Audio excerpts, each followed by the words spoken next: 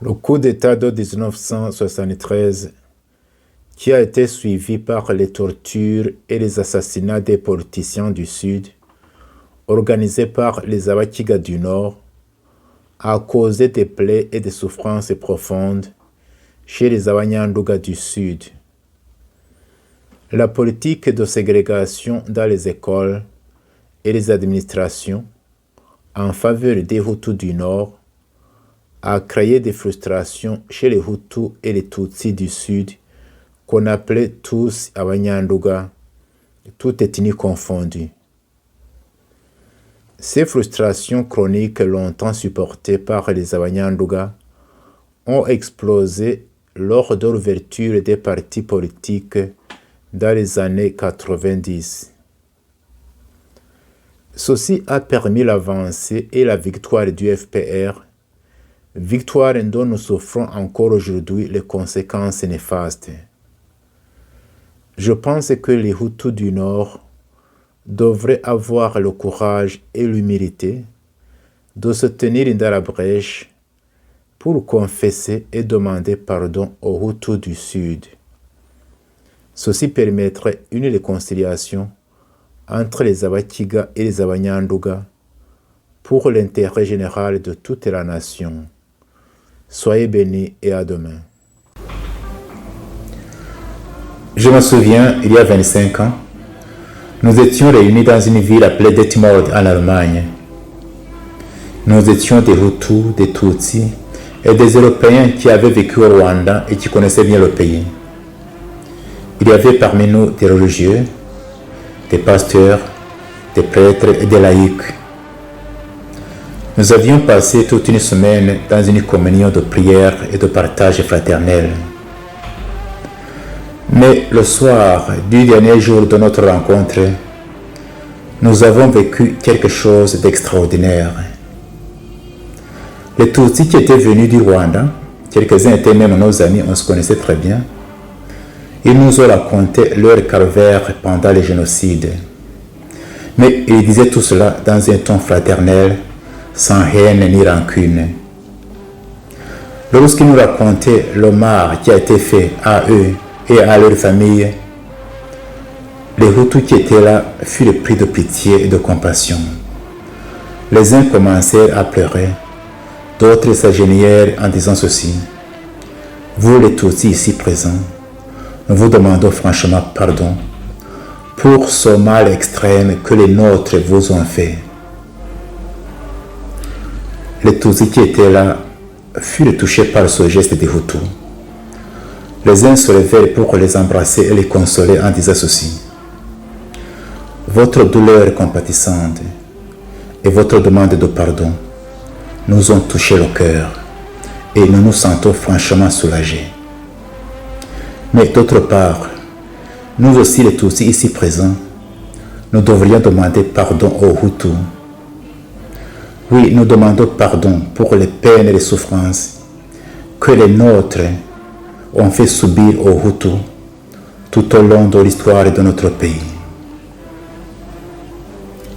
Les Européens qui étaient là furent étonnés et ils disaient ceci: c'est la première fois que nous entendons des paroles pareilles parmi les Rwandais. Nous aussi, en tant qu'Européens, nous demandons pardon aux Rwandais parce que nous avons une responsabilité dans les malheurs qui ont frappé les Rwandais. Nous demandons pardon parce que nos pays ont complètement abandonné les Rwandais à leur sort pendant les périodes les plus difficiles de leur histoire. Et enfin, après tout cela, nous nous sommes assis et se fit le silence. Après quelques instants, quelqu'un se leva et rompit le silence en disant ceci: je suis sûr que ce qui vient de se passer ici, c'est un miracle qui vient de Dieu. Je pense, disait-il, que nous devrions mettre par écrit ce que nous venons de vivre ici et inviter les Rwandais, nos compatriotes, à écouter la souffrance de l'autre, à se tenir dans la brèche et à demander pardon. Nous avons composé cet écrit et nous l'avons appelé confession de Detmold. Detmold, c'est cet endroit où nous étions réunis. Vous pouvez trouver cette confession traduite en plusieurs langues sur son site confessiondedetmold.com ou sur la chaîne YouTube Dr Fulgence Loïza. Parmi les gens qui ont signé cette confession, quelques-uns sont morts. Mais je ne doute pas que le Seigneur, notre Père commun, les a reçus dans son royaume éternel. À sa publication, c'est-à-dire à la fin de l'année 1996, cette confession a été différemment accueillie et appréciée. Tandis que beaucoup l'appréciaient hautement et disaient que c'était le seul chemin que les Rwandais devraient emprunter pour arriver à la vraie réconciliation, d'autres s'y opposaient carrément, et parmi ceux-ci on pouvait trouver quelques prêtres et pasteurs. J'ai même entendu qu'à la radio Rwanda, à ce moment-là, on aurait diffusé la confession des Hutus seulement et laissé de côté la confession des Tutsis. Mais moi je pense que cette confession peut être une grande source d'inspiration pour la vraie réconciliation des Rwandais, c'est-à-dire la réconciliation entre les Rwandais eux-mêmes, mais aussi la réconciliation entre les Rwandais et leur histoire. Et ainsi les aider à sortir de cette impasse d'accusations mutuelles devant les tragédies qui ont endeuillé les Rwandais.